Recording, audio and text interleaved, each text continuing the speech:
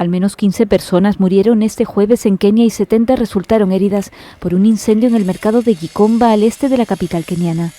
Se trata de uno de los mercados al aire libre más grandes del país. El fuego, cuya causa de momento se desconoce, se declaró de madrugada. Algunas de las víctimas murieron abrazadas por las llamas y otras perdieron la vida al inhalar humos tóxicos mientras intentaban salvar sus puestos de venta. Según los servicios médicos, 70 personas, la mayoría vendedores, fueron evacuados al Hospital Kenyatta y otros centros médicos de la ciudad. El incendio provocó también numerosos daños materiales al arrasar puestos de madera y fardos de ropa de segunda mano y extenderse a edificios de la zona, acordonada por la policía para investigar el suceso.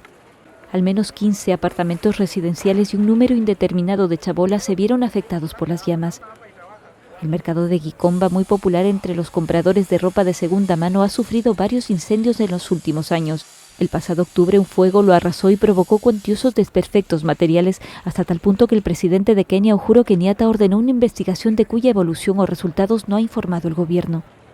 Las autoridades indicaron entonces que ese incendio pudo haber sido intencionado, y algunos políticos sostienen que los incendios son un intento para expulsar a los comerciantes de la zona.